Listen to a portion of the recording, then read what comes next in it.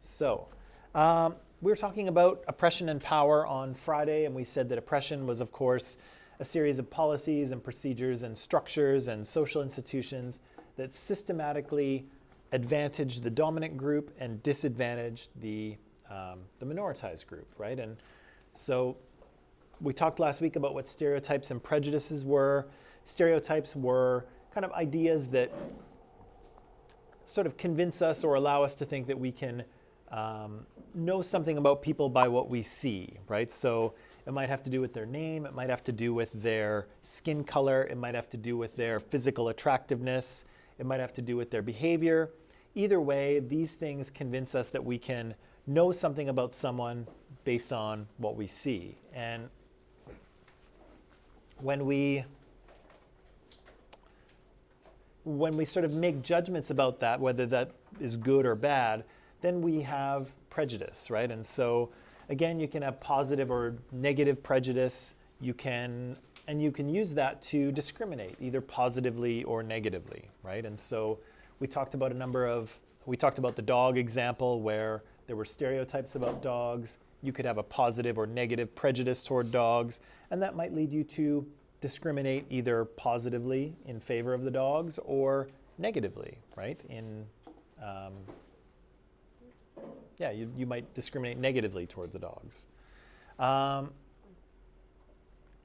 so you can discriminate by acting, by actually doing something, or you can discriminate by not doing anything as well. We walked through, I described this experiment to you with the resumes, right? And so Bertrand and Melanathan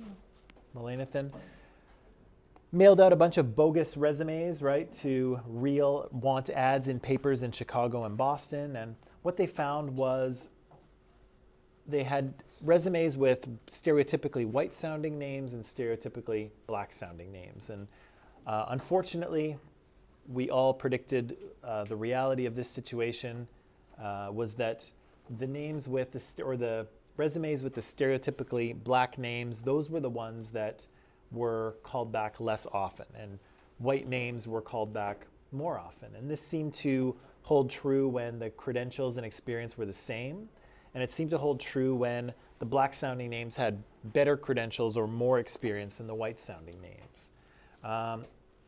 And the research also shows that the discrimination was consistent across industry types. So it happened in Chicago and Boston, and it happened sort of at different places in the kind of world of work. You still saw the same pattern. And so what the authors of this study were trying to suggest, and what I was trying to suggest to you, were that there were racial filters involved, right? So people had stereotypical or even prejudicial ideas about what black people were like and how they acted and how they behaved and what their lives were like. And so the resumes with those black-sounding names were seen through that lens, right? They were interpreted through that lens. And so that meant that they weren't really evaluated the same way as the white-sounding names, which don't have any particular stereotype associated with them. And so because of that, those resumes get evaluated just on what's on the paper, right? There's no sort of there's no biasing or sort of coloring of the information. But for the black-sounding names, it gets triggered. And I said it doesn't just work this way with race; it also works this way with any other type of social group you might be dealing with. So sexuality, gender.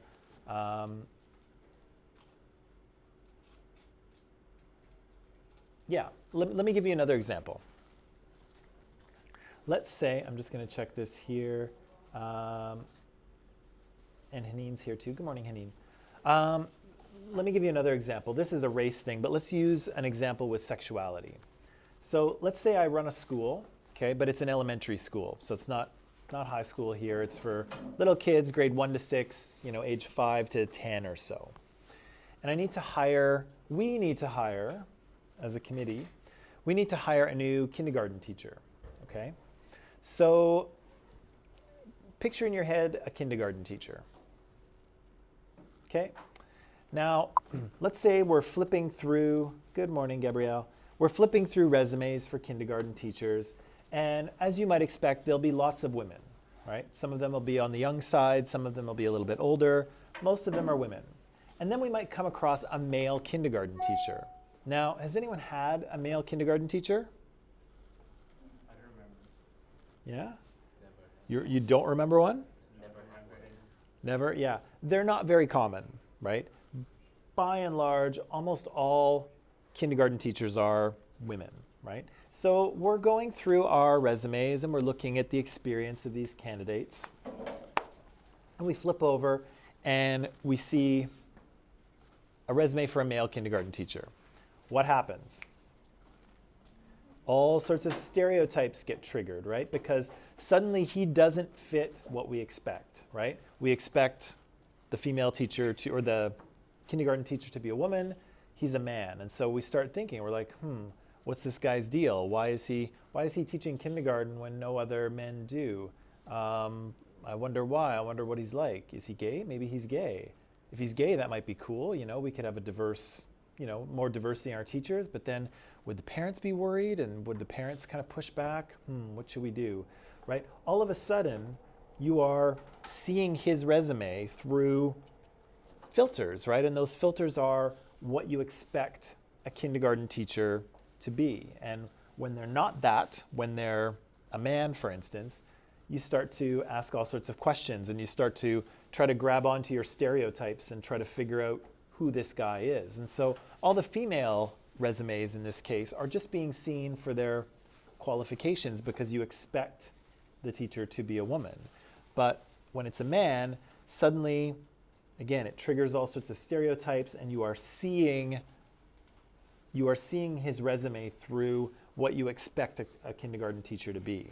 And it's not going to work in his favor, right? It's going to be much more difficult to hire this guy because he's different, right? And because you are going to be wondering, like, what is this guy's deal? Why is he teaching kindergarten when really no other men do, right? And again, I'm not suggesting there's anything wrong with that, but I'm saying that's what may happen. And that's kind of a similar thing to what happens here, is that the stereotypes get triggered because Black Americans or people of color are in the non-dominant group. They're in the minoritized group in the US.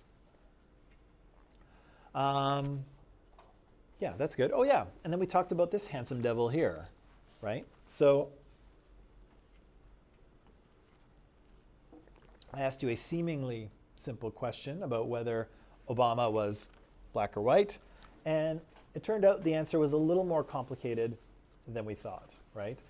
Most of us said that he was indeed black, and of course that is how he identifies himself and presents himself to the community, but people don't always see him quite the same, right? And so we said that people who were more favorably inclined towards Barack Obama, his politics, his policies, his kind of cool, casual way that he carries himself, people who liked that about him were more likely to see him as lighter colored.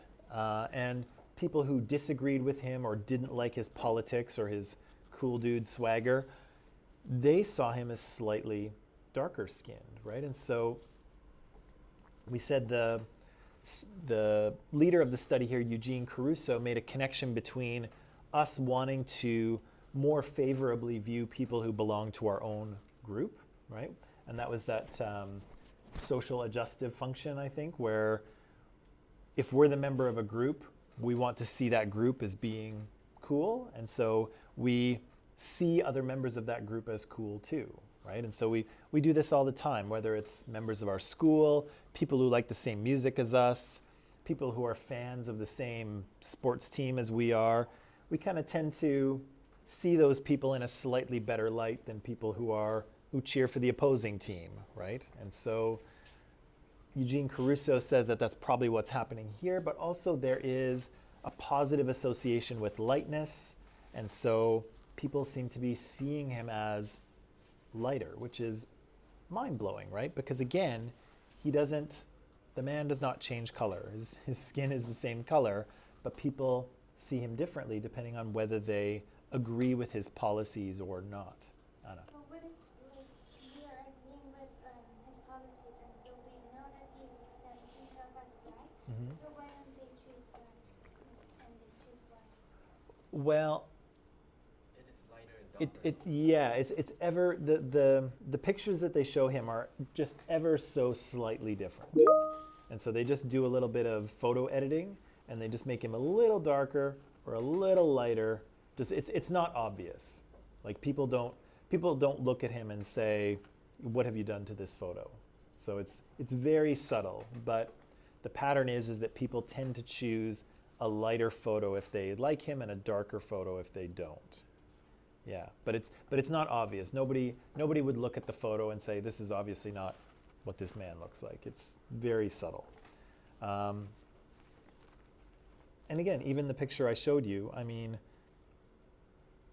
I'm not entirely sure that that is actually the color of his skin, right? Because lighting depends on it as well, but could be my monitor. It's quite bright up here. Again, it's an official photo, so he's probably got all these heavy lights shining on him, and so, you know, there's differences in how photos are taken, but I can't say for sure that this is exactly what Obama looks like, because I've never met him, but maybe one day, maybe, probably not, but yeah, people actually see that other people differently depending on their personal views, right? So again, we see the world through these lenses of our socialization. Part of our socialization are stereotypes and prejudice. And again, that can cause us to discriminate, and it can cause us to discriminate in ways that we are not conscious of. And so the resumes, I don't think that was conscious bias. There was probably, again, there's always a few racists in there somewhere, but most of that was unconscious bias. And this study with the pictures of Obama was definitely unconscious because people didn't really know what they were doing. People didn't understand the experiment they were undertaking. And so it comes out, right? The pattern comes out in the test. Okay, now before we broke on Friday, we were talking about privilege. And privilege was a tricky one to understand. Lots of people get it wrong. Lots of people don't understand it. Lots of people tweet about it in social media and then have to retract their tweets because they've said something that other people have been angry about. Privilege is a tricky thing to understand. And we said that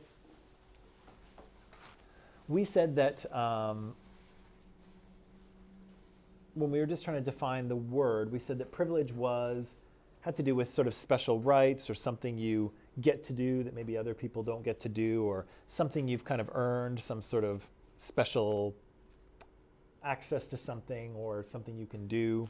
We said that it's something like that, which is partly right for this concept, but it's more complicated. And you'll probably recall that I asked you to read an article on it on Friday, and I feel like it wasn't the best article. And so what I'm going to do, and I know this isn't going to make me the most popular person in the room, but sometimes that's what being a teacher is. I would like you to read an article, but I think I'd like you to read the article, the original one that I wanted you to read, okay? And the original one was called White Privilege, Unpacking the Invisible Knapsack. And so I have a few concerns with this article, but I think it will be better suited for us, and it'll help us to figure out what privilege is better, because again, it's a tricky concept to figure out sometimes. So what I would like to ask you to do is read this one, even though I made you read one already. Now I'm going to make you read another one. And I know you're thinking in your mind, this guy's a total jerk, and that's okay. But I'm going to give you 20 minutes or so. I'm going to ask you to read this one, and then we'll answer these questions. These questions are the same as from last time, but this article may inform these questions better, okay? So I'll put 20 minutes on the clock. I'll let you read, and then we'll talk about these questions. Before we start, though, does anyone know what a knapsack is? It's like those bits. Yeah. It's what? It's like those floating bits, like what you Folding bins? I think so. I don't know. Yeah, this is one of the problems with the article. A knapsack is just a backpack. So that thing there by the window, that's a knapsack. I don't know. It's an older terminology. It's an older piece of terminology. So, yeah. What's that? Why would they use that word? Because the article is a little bit old. The article is from. By the way, it's in Microsoft Teams under Files where everything normally is.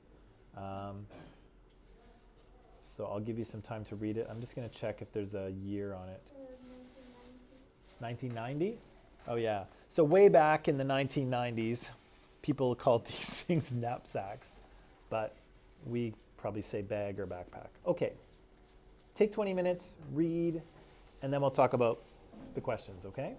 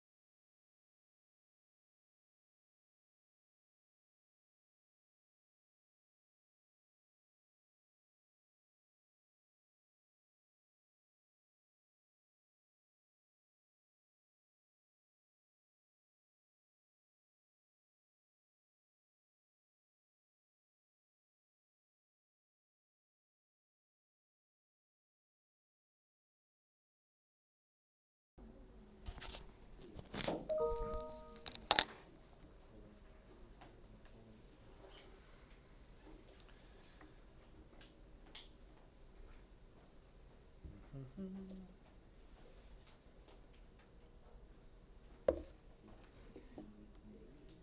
this article better or worse than the other one? Likely better. Lightly better? Slightly. Yeah? Anna? A little better?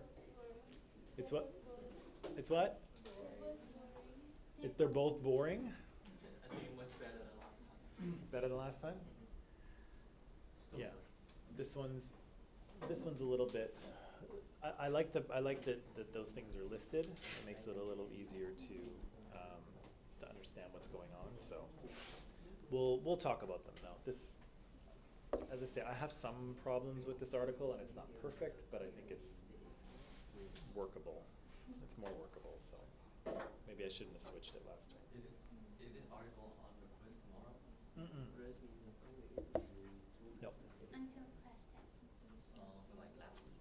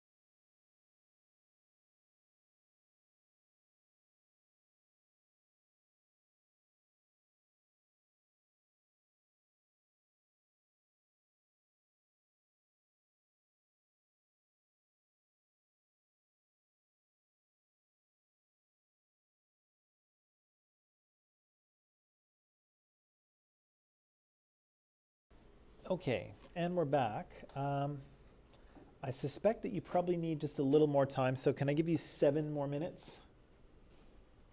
Is that enough? Is it too much? Yes, no? It's okay? Is it okay? Is it enough? Is it too much?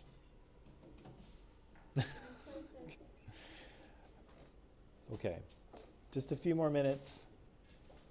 A few more minutes, and then we'll talk about privilege and what it means to have privilege and so on and so forth. And then I'll be asking you to see if you can come up with some own examples of privilege, which may be difficult, but we'll see if we can do it. Okay?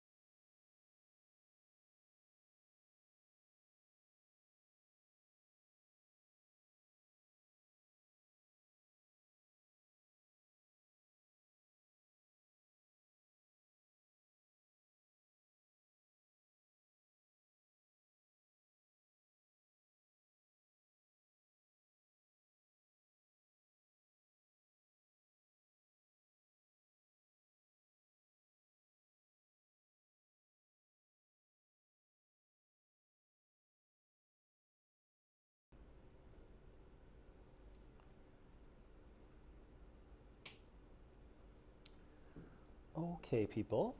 So that's enough time with this one. Let's talk a little bit about what we read and what we learned. So obviously, in reading this, you can see that Peggy McIntosh is, at the time she wrote it, she was involved in women's studies, so she's talking mostly about male privilege, right? Not about white privilege, but she, in her studies of kind of feminist literature and in women's studies, she started to think about privilege, and then she started to think about it in terms of not gender, but in terms of race, because she is a white woman. So this is kind of her, you know, realizing that, oh, I'm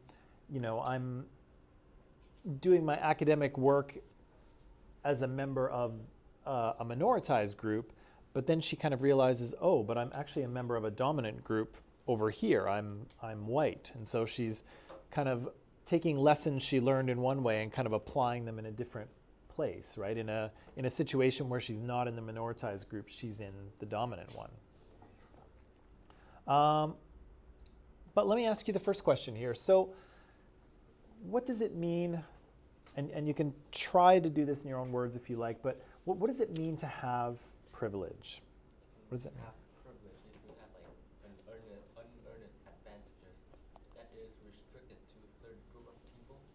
Yeah, so unearned advantages that are restricted to a certain group of people. Do we want to add to that? That's actually pretty good, but do you want to add to that? Yeah. Need to have a right privilege of being able to control yourself, have a place in society. If there's one action you will call that train equally knows and able to benefit others. Right. So, yeah, there's another aspect to that. So, Kang, it's what you said too, but it's the ability to, I guess, to feel like you have control of your own destiny in society. And John, what was the last part you said? Knows and able to benefit others. Right. And so, and in addition to that, you live in a system in which the social norms around you benefit you, right? So if there was, in the study of Barack Obama and how people saw him in terms of color, if there is a stereotype that of a positive image being associated with whiteness, is it beneficial to be white? Yeah, if people tend to see you in a better light if you are white, then it is better to be that way, right? And again, I'm not saying any of this is right. I'm just saying that's how it might work. So how does privilege benefit people? With a knapsack of special provisions, such as like passports or tools, etc. Yes, and so so Peggy's using a bit of a metaphor there, right? She's talking about this invisible knapsack or invisible backpack, and it's full of all kinds of maps and code books and all kinds of fancy things that you might need. I really don't like that metaphor, though, and this is one of the problems I have with this article. I like it, but I feel the metaphor is not a good description of what it is. Not entirely, anyway. But you're right, Anna. That's exactly what she says. But in what ways does it benefit people? Like, give me an example of how it might be beneficial. In some other races, they would judge you by your race or something like that. Right. So people, yeah, people may judge you, right? If there are stereotypes or prejudices attached to really whatever social group you might belong to, you are going to be seen as a member of that group, and you're going to be judged that way, right? That is true. How else?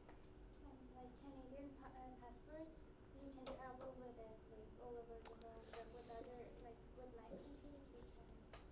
Right. So, I guess, yeah. So, are you speaking metaphorically or actually? No, actually. Actually, okay, because you could be speaking metaphorically too. So actually, a Canadian passport is much more accepted around the world, right? I can get into more countries without a visa than Anna can with Iranian passport, right? Yeah, so I can do that. And so similarly in society, people in dominant groups can move more freely, right? Their movements are less restricted. Their movements are less of interest to other people, I suppose. How else? Give me more. Give me more. Studying in the best institution. Yeah, someone can like study in UBC by having more money or power. Yeah, so this is an interesting thing too. So, and often it's not a social grouping we think of in terms of social or economic class, right? So what advantages does someone have if they are a member of the upper class, if they've got the money? What can they do? What advantages do they have? Like buy their way. They can go to university, they can what? They can buy people. They can buy their way through life. Yeah, so this is a very common thing for people with lots of money, is that they don't necessarily face the same consequences for things as we do, right? Their money can often be used to buy people, to, work their way out of, if they can bribe people, or they can get their lawyers to take care of things, and often they're not subject to the same consequences that we are, because they have enough money to kind of smooth things out, right? Whether it's a bribe, some countries bribes work very well, right? Whether it's a bribe or whether it's using your lawyers or whatever. In Canada, can you bribe your way out of jail? Probably not.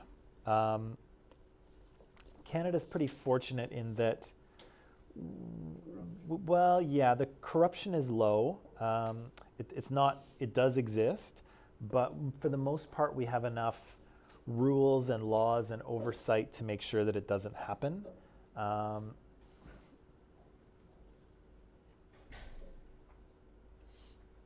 Yeah, so that kind of thing would be pretty difficult. But so usually in Canada, when there's governmental mistakes, it's usually not corruption. It's usually incompetence. It's usually people doing their job badly. It's not corruption usually. But what was I going to say about that? But again, there are advantages, right? So if let's say I'm accused of murder, okay, and let's say you're accused of murder, but you come from a very wealthy family, let's say, okay, you've tons of money, like crazy rich Asians money, okay? Actually, that might be a good example. Now, both of us are going to be held equally accountable before the law. We're both going to go to trial, but who's going to get the better lawyer? Right. Who's going to be able to pay that lawyer to file all sorts of continuances and subpoenas, and who's going to tie this thing up in court for a long time? You. Who cannot afford to do that? Me, right? So I'm going to go in there with a public defender that is paid for by the government, who's going to be fine, but he's not going to be anywhere near the quality of your lawyer. So are we going to get equal justice? No, right? So again, it's tough to bribe your way out of things, but there are ways to use your money to benefit, right? And so lots of powerful people and celebrities are able to use the courts like this. They have enough money that they can tie things up in court forever and ever and ever, and basically, whether it's a lawsuit or a criminal, like a drunk driving charge or something, usually the opposing party just says, look, let's just cut a deal, because they can't keep up in court for that long. So the person who has the most money can drag things out to the point where the other person can't afford to follow them. And so that's one way in which people with money can be advantaged. So you can't bribe your way out of jail, but you can tie things up in court long enough that other people will just give up. because they can't, they won't be able to keep up with you.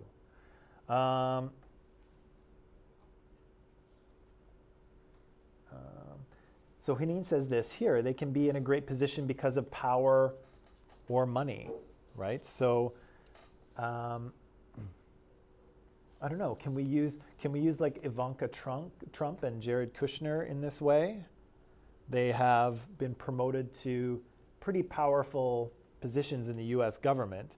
Neither of them are elected, and both of them only got that position because of their rich father, who happens to be the president, and broke, but that's two different things. Yeah, so your place in society can allow you to be promoted into positions of power that perhaps the average person would not, right? What else? Other types of privileges that people might have.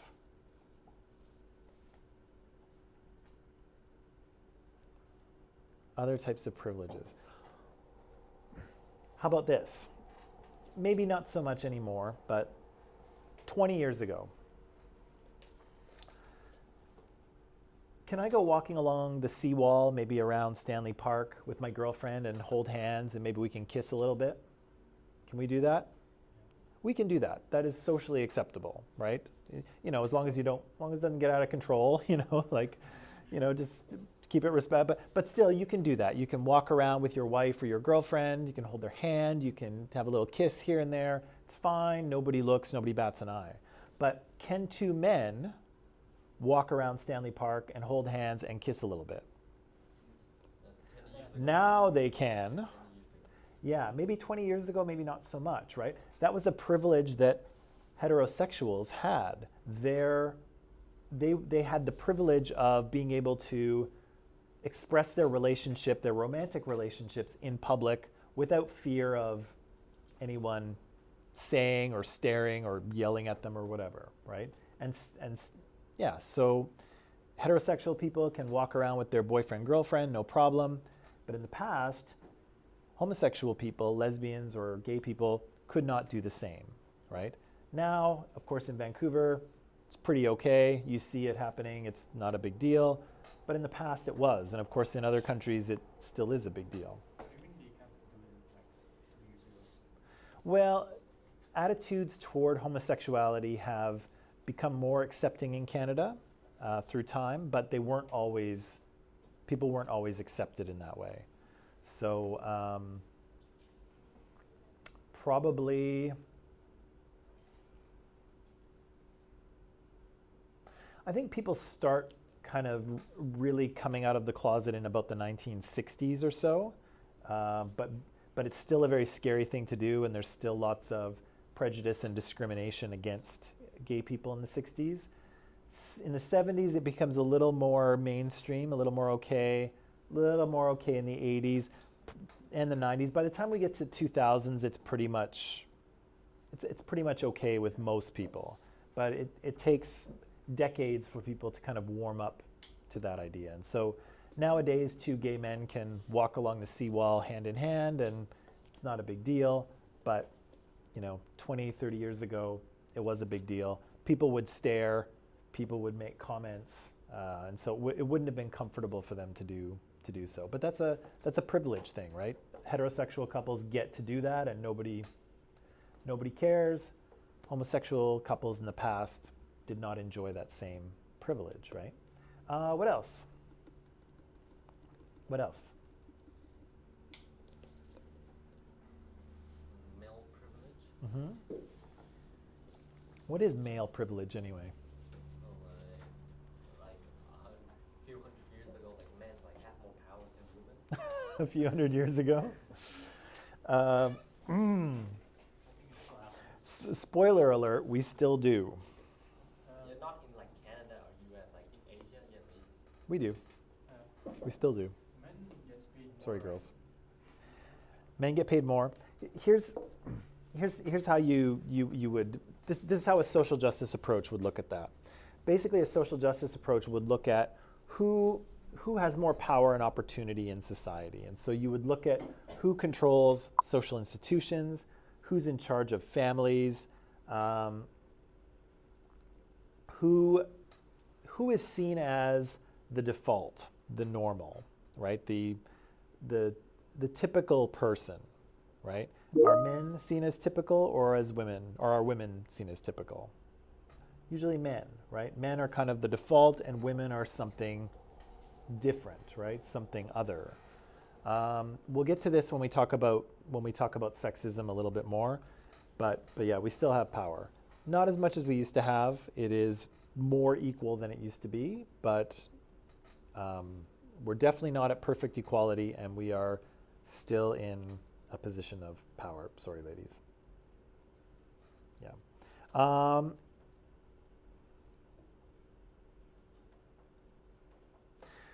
Let's go through. Okay, let's leave that in a minute. Question for you. So in terms of privilege, I have a lot. Okay, I have a lot. I am in Canada here anyway. I am white. I'm a man. I am heterosexual. I am a citizen. I'm a Canadian citizen. I'm an English speaker. I'm not strongly religious, but I was brought up Christian, so I kind of understand the Christian worldview and mindset. So I have a lot of privilege. I belong to a lot of dominant groups. I don't belong to an upper economic and social class, so I'm in a minoritized group there. But otherwise, I belong to a lot of dominant groups, and so I have a lot of privilege. Is that a good thing? It's good for you. Maybe. By the end of the course, I'll try to prove to you that it's not. But yeah, it can be good for me, for sure. Is that a good thing that I have that privilege? For now. For now? Yeah. Am I doing anything wrong by having it? No, like you've been born with it. Why not? You've been born with it. Are you sure? Are you sure I'm not doing anything wrong? You've been born with it. Like you can't do anything. I can't do anything? Skin color. I cannot. Maybe if I go out in the sun a lot, but still, not that much. Does that count? What's that? Does that count? That you just go No, no, it doesn't count. No, it doesn't count. Although I can get a shade darker, but that's about it. So I'm not doing anything wrong? You couldn't have, like said, when you were born, you couldn't have just bring you to another country when you were born. Yeah, right. So to some degree, privilege is not the fault of any individual person, right? I was very fortunate to be born in Canada. I guess I was fortunate to be born white, although I'm not strongly attached to that. You know, I'm happy that I was born a man because I feel that's who I am. So, you know, nothing against being a woman, but I'm happy with who I am. There's a lot of parts of my identity. There's a lot of social groups that I belong to. Those social groups have privilege, but none of that is really my fault or choice, right? I didn't choose to do any of those things. And so, yeah, privilege is not necessarily anyone doing anything wrong. But is privilege overall a good thing? No, why not? Like if someone like has some like unearned advantage, some others don't have it. Right. It creates inequality. Yeah. Is it okay that I have advantages that women don't have simply because I'm a man? Is that okay? No, right? If you believe in social equality and social justice, then no, it's not okay. It's not okay that I get advantages that women don't get. That's not okay. So yeah, privilege is not a good thing, but how can it be a good thing? Or how can I make my privilege a good thing? Like you use your privilege. Not misusing it? You use your privilege to help others who are not as privileged as you. Right. I can use my privilege, right? So one thing I know about being a man, particularly a man that's roughly of my age, and particularly about being a white man, is that everyone listens to what I have to say and thinks it's valid. Okay? And that's not necessarily true. right? Not everything I say is entirely valid, but society tends to respect what white men say, okay? Again, that's a very complicated statement, but I'm going to leave it there for now. So what I say, people will listen to and will hear as legitimate often. So it does matter what I say. And so I can speak up for people, right? I can say that, yes, actually men are still in power in Canada. Yes, we still have sexual inequality in Canada, and that's not okay, right? We need to remedy that. It's not fair that women are disadvantaged simply because they're women. That is not fair, right? That's an example of me using my privilege, right? If a woman was to say that, it's different, right? So if a woman was sitting up here saying the same thing, you would perceive it a little differently, right? Because of course, she would be the one asking for more, right? She would be the one saying that the current situation is wrong. And so sometimes people start to think, oh, well, she's just saying that because she wants this or that, and it's not about equality, she just wants special rights or whatever, right? So when you're part of the minoritized group, it's much more difficult to say those things, right? To ask for those things. But as someone with privilege, you can say them, right? You can say them because it doesn't benefit you, right? It doesn't benefit me to say, although I'm going to argue later that it does. It doesn't benefit me to say, yes, women are disadvantaged and we need equality, right? This is not okay, right? So it's easier for me to say it because I appear not to be biased, whereas the minoritized group appears to be biased because they're fighting for more, right?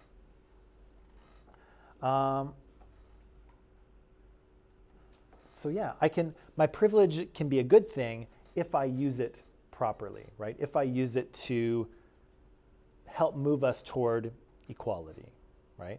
If I just kind of sit back and say, well, I'm just going to enjoy my privilege, or if I'm going to just deny that privilege even exists, then I'm doing a bad thing, right? Then I'm not pushing things forward. What does Daniel say? Daniel says, but once you say something wrong, everyone's going to judge you as overpowering or discriminating. Yeah, and so what's happening there, Daniel, is people are starting to challenge those things, right? People are speaking out in ways that they don't understand their privilege, or they don't understand how privilege works, and people are starting to call them on it, which is good. And so we're seeing that more and more, that people are comfortable standing up and saying, hey, you don't understand, how do I say this? You don't see the whole picture is mostly what it is, right? You don't see that you have privilege. You don't see how these people are disadvantaged. And so some people are saying things that are wrong, but other people are calling them on it too, which is good. Can you think of a specific way in which you are privileged? And kind of what I'm asking you here is, you know the list that Peggy McIntosh has, did any of those kind of ring a bell for you? Did you read through and you're like, oh yeah, I've felt that, or I know that? Did any of them jump out at you? Have another quick look at them. Because some of them definitely jumped out to me. And 50 list, right? What's that? 50 list. Yeah, the list of, is there 50? Yeah, 50. Holy cow, okay. That's a lot. But I'll give you an example of one. I'll give you an example of one privilege. So I remember being about, how old was I? 13 or 14. And I remember across the street from our middle school, there was a convenience store. So like a 7-Eleven or something like that.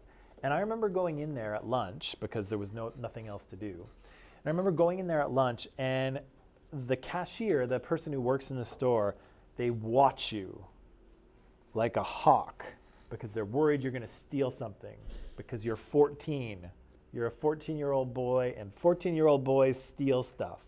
And so they watch you as you go up and down all of the aisles, and you can feel their eyes like burning into the back of your head as you try to choose what flavor of chips you want. And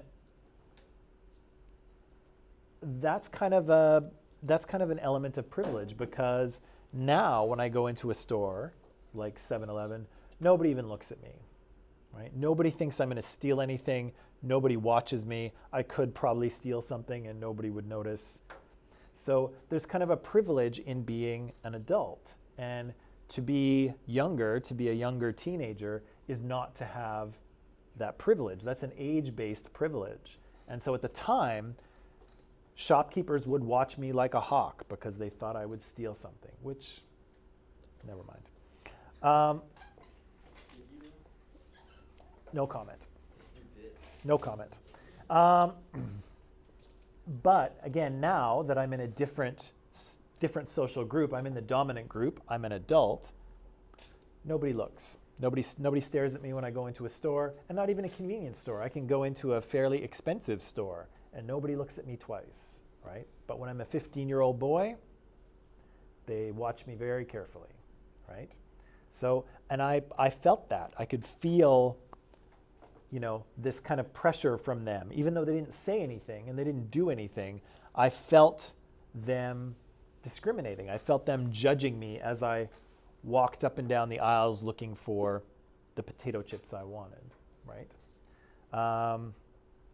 Okay, other examples where you could feel privilege, either having it or not having it. There was a tweet, like an African-American couple went to KFC, and the man proposed to the woman. KFC? Yeah. Okay. Yeah, and Not the most romantic place, but all right. And that's the comment that someone replied, like, why would on earth, like, they go and propose in KFC? And then everyone came and just retweeted, and KFC called the couple and said that you have free offers for like forever. Oh. And then one of the car brands gave them a car. One of the airlines like gave them 2 tickets to someone. Wow. Yeah, and everyone just supported them because the comment was about their race. Oh. And so Yeah. everyone just tried to find them. Yeah. Okay. So I understand that. I wasn't making a racial comment, but I mean, I'm not sure KFC is the most romantic. Maybe they met there. I know. It's probably whatever. I mean, if she said yes, then he obviously did it right? So that's the yeah. If your proposal idea is good or not, it depends on what she says. But obviously it worked for them. But yeah, people will. That's a perfect example of people jumping in with their stereotypes and judging them, right, based on. I mean, like, if a white person would have done it, it would have been a challenge for others, right? Yeah. Everyone would try to do it in McDonald's or KFC just to make it an official brand or something. It would have been funny or ironic or something, but yeah, and that's true. And actually, if you read through a lot of the examples that Peggy McIntosh gives, one of the benefits of privilege is that you are not judged as a member of that social group. You're just judged as a person. But when you're a member of a minoritized group, you are judged as a member of that group, right? So, Anna, you're perfectly right. If it was a white couple in there, what people would see was, oh, look at these 2 crazy kids proposing in a KFC. Weird, right? But the black couple is seen as a black couple, an African-American couple proposing in a KFC with all of the stereotypes that come with that attached to it, right? And so that's a huge part of what privilege is just being allowed to be judged as an individual, right? And not as a member, not as a woman not as a gay man, not as a lesbian, not as a Muslim, not as a poor person or a homeless person, none of those things, just to be seen as a actual person. And so people in the dominant group get to have that happen. People in the dominant group get to be seen as just a person. People in minoritized groups get to be seen as a person who is a member of that group. And so actually that's a good example, Anna, where they were not judged for what they were doing, they were judged for being who they were and doing what they were doing in a way that a white couple wouldn't have been judged. Still, I don't think it's the most romantic place on earth, but to each their own, right? If that's what they wanted, then great. What else? Other stuff. My grandpa was discriminated when he went to the store because he didn't dress appropriately because he was in a hurry, right? And He was in what? in a hurry. Okay. And then he was lazy to dress up or anything. He just wanted to find some pants for this event. And then he went to a designer store, and then the people that were there, they weren't the ones that usually that didn't know him. I think they were new people. And then they just judged him, and they were saying oh, we don't have anything like your size or whatever. And then my grandpa got really pissed and he just left because that's usually where he shops and they pretty womaned him. Yeah, they did. Yeah. So so being able to dress a certain level allows you to get into these stores, right? And so your grandfather had the money to be in there, but he just wasn't dressed to the degree he might normally be dressed, and they discriminate against him, right? They thought he was. And it's funny because the next time I was there, I went inside with him, right? And then I don't know if I was dressed alright, but they were basically trying to please us and oh, we have this new thing, and I'm just no. It's just so annoying when people do that. It happens a lot back home where you don't when you're going to places and you don't look like you have it's this thing that you always have to dress or you have to look like you have money, but some people just don't do that because my grandpa he's very simple and he doesn't like to be flashy and all that, but back home a lot of people are very flashy when it comes to clothes, and it's just how people see each other from how they're dressed, and it's just So part of your privilege might just be having enough money to present yourself the way that people expect you to appear, right? Your grandfather wasn't treated that way because he didn't look the right way, right? He wasn't dressed the correct way. Give me another one. I've got another one too. Yeah, I do have another one. I used to work in Russia, and in Russia, I got onto this little minibus one day. So it's a van, basically. It's not a bus, it's a van.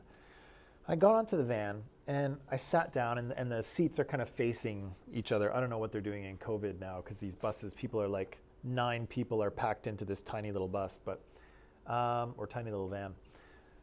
And so I sat across from this young woman, and I'm not bragging, but she checked me out, okay? So she gave me the full up and down scan, okay?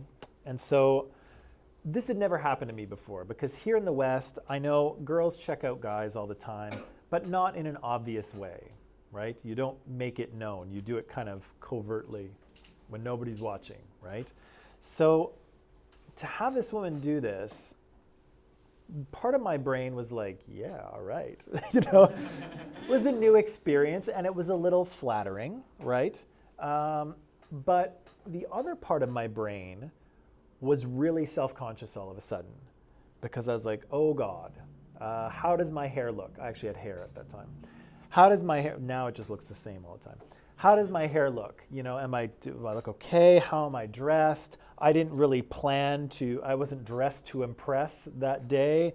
Do I look like a slob? Like, are my shoes okay? And suddenly, so part of my brain was like, yeah, all right.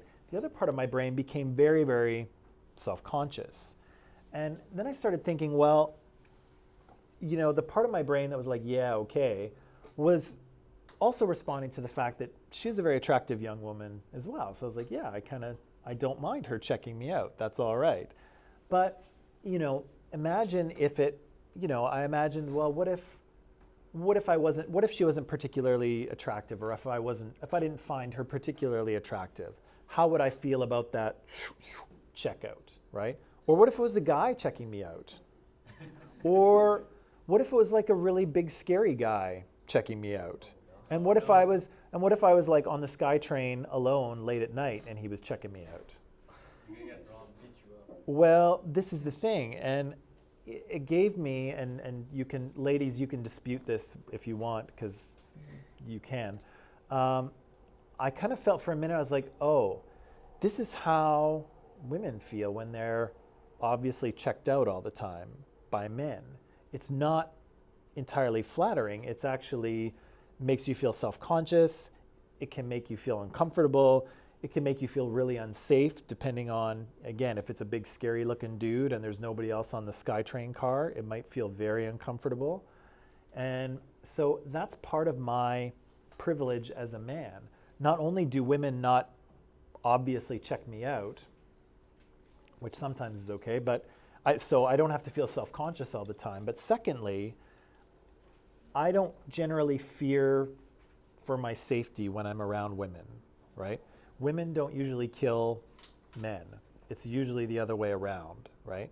So for a second, and ladies, tell me if I'm wrong here, but for a second, I was like, oh,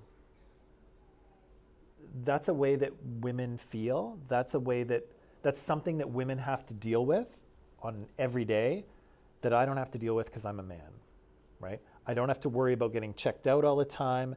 I don't have to worry about people making inappropriate comments to me on the street.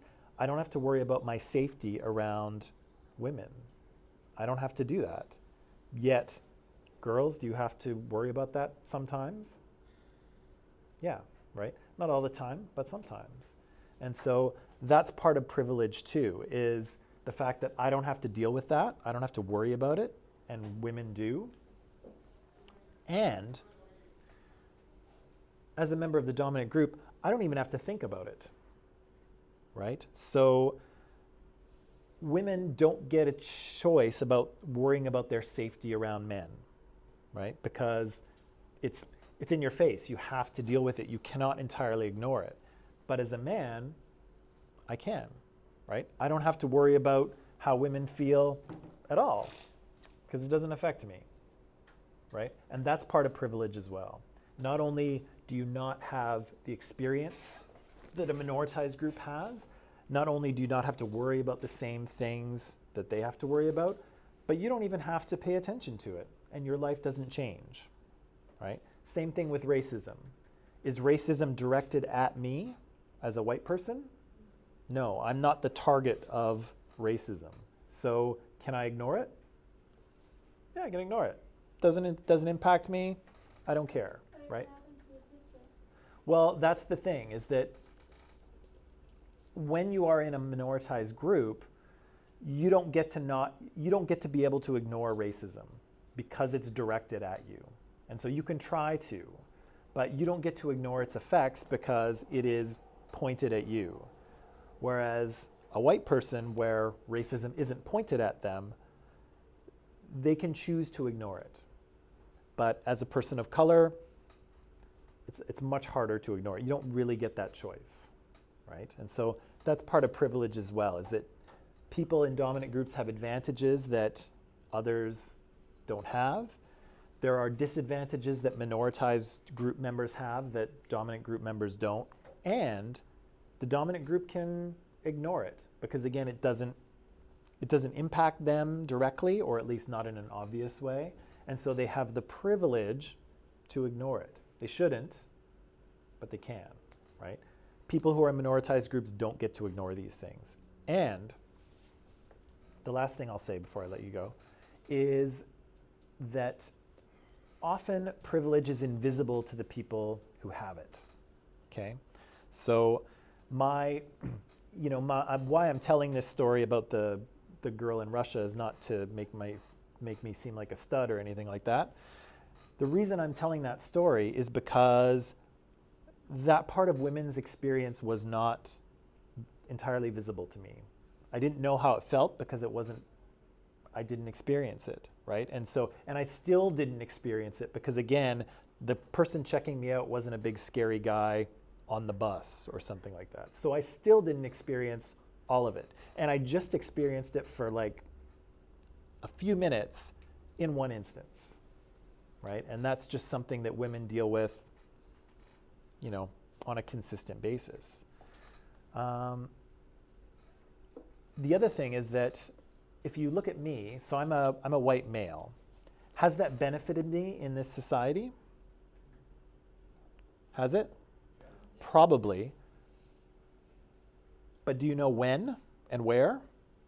Neither do I. And that's the other problem with privilege as well, and its invisibility, is that I assume that being a male and being a white person in Canada has benefited me, but it's not entirely clear when, right? I didn't get hired for this job saying, oh, you're a white male? Great, you're in. That did not happen.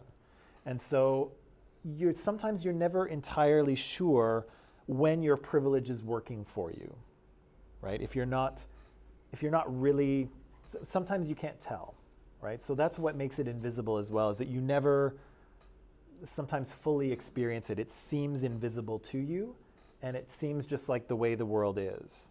And so that's why people have trouble dealing with privilege as well, because it's not entirely obvious when it's happening. Discrimination and prejudice, it's obvious when it's happening, right? You can feel it. You can sometimes hear it and see it.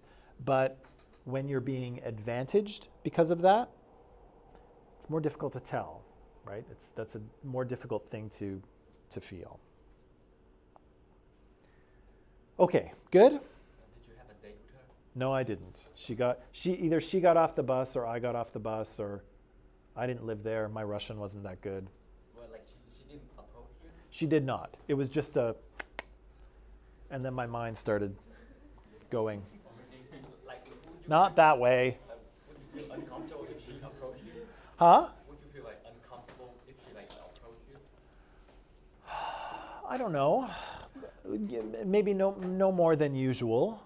No more than, sometimes people get nervous in a situation like that, so no more than the average person, I think, but it was a little different. Okay, online people, good work today. I will see you tomorrow. Yep, bye.